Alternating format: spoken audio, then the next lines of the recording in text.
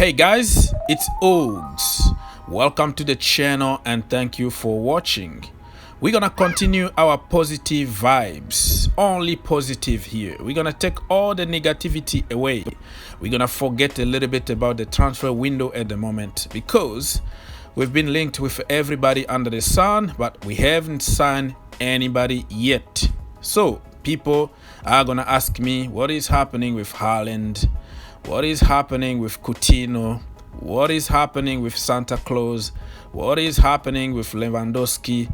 Man, I wish I had an answer for you at the moment, and we have to start thinking about the future. Okay, what if Santa Claus doesn't sign for Chelsea Football Club? Okay, what if Randy Orton doesn't sign for Chelsea Football Club? What are we gonna do? Do we have enough players in our team to do the job next season? This is what we have to start thinking about instead of killing ourselves 24/7 with the same so-called breaking news. Yesterday was a breaking news about Haaland agreeing the terms, right? Today it's all about Lewandowski. Tomorrow it's gonna be Lukaku.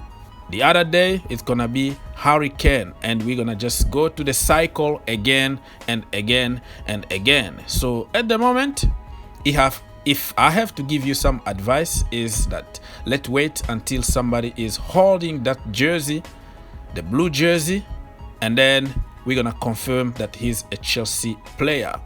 So thinking about next season, we have to start getting our team together. Assuming that Tammy Abraham is going to be sold and we are not gonna buy anybody. So today we're gonna listen from our sister in the community. Her name is Elizabeth Mattoon. She got a great YouTube channel. Go there, subscribe to her channel, show her some love, leave a comment and tell her I sent you. You know guys, I've been promoting a lot of small YouTube channels in the community. Everybody knows about it. And this is the first time that I'm promoting a female YouTube channel. I was impressed by her knowledge of football and her love for Chelsea Football Club. And guess what? She plays football too. So she understands football from a different perspective. She knows her thing. She knows football more than many of us.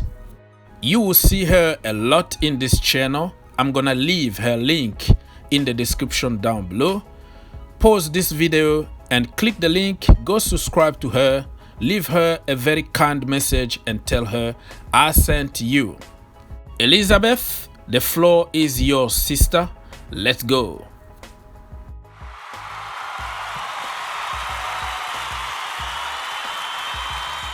Guys, what's up? Welcome back to my channel. So I'm back with another video for you guys, and I figured I'd do a video today on what I think Chelsea's best starting 11 would be next season. Now, some criteria I have is I didn't really include players who didn't play for the first team last year, and also I'm not including any potential transfers just because we're not for sure yet and I'm a little superstitious and don't want to jinx it. So I went with a 4-3-3 because it seems like that's what Tuchel might play next season. Obviously, we don't know for sure yet, but that's just kind of what I went with for this. So starting off with the obvious choice, in goal, Mendy. He's probably one of the best goalkeepers in the league right now, and also he was phenomenal last season, so I see no reason why he's not the first choice goalie this season. Next up, I went with two center backs. So I put Rudiger and Thiago Silva down kind of as the two best center backs. Honorable mention, Andreas Christensen. He's phenomenal, but it's just because I went with two center backs, I couldn't fit him in, but I think Rudiger and Silva are a great rotation of center backs to have. Also, you have Azpilicueta, who can also play as a right wing back, but I don't know if he would necessarily fit into the best 11. So for wing backs, for left wing back, I went with Chilwell.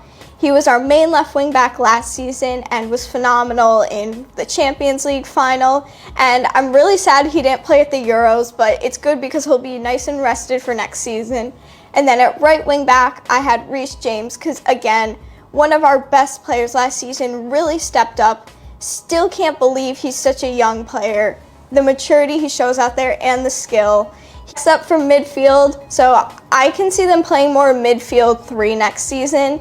In the middle, I went with Jorginho, who I think would probably be a bit deeper, kind of how he plays for Italy.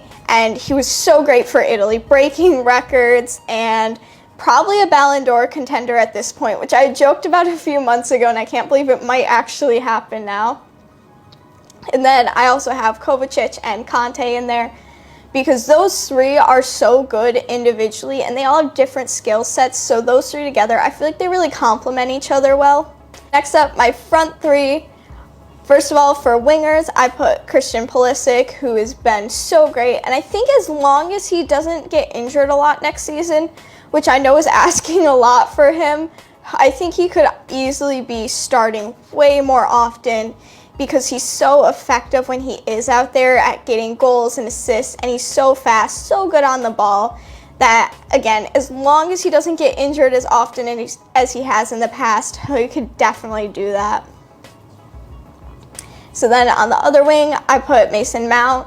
So Mason Mount, we see play more up on the wings, not necessarily deeper in the midfield, and that works so well for him. And I can see him this season scoring more like he did towards the end of the season, and then also probably getting more assists as long as we have a clinical finisher. A lot of people like to bring up that he doesn't have a lot of assists, but you have to remember that a lot of players on Chelsea would have more assists if we didn't have certain players up front all season. And then up top, I went with Kai Havertz. So him playing more as a false 9 and putting him up top where he has room to roam, kind of like he did for Germany too, works so well. I mean, we see how it works, for example, the Champions League final against Crystal Palace, against Fulham. Such a good player, and he's only going to get better next season. He didn't even have a bad first season. He didn't play that much, and then he obviously had COVID, so he was out for a while. But once he was getting consistent game time, he was spot on in every game. So I think he's probably one of our best players. Honorable mentions on the wings and kind of as a striker, I had Timo Werner. Now, as much as I love Timo, I don't know if he's necessarily in our best 11. He's great, and I'd love to see him do well next season, but with the criteria I went with, he just didn't fit into this. And then I also put Callum Hudson-Odoi, who I really hope he gets more game time next season, because I love when he plays.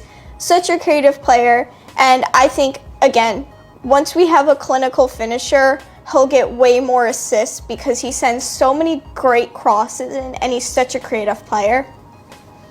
I think Tuchel's going to do big things next season. So great that last half of the season with him and how we finished. So to see that continue next season, plus hopefully getting some new signings and all the players settled in more as a team, it's going to be great to see. So let me know what you guys think in the comments. Who would be in your best Chelsea 11, and what sort of tactics do you think Tuchel's going to use next season? I'll see you guys next time.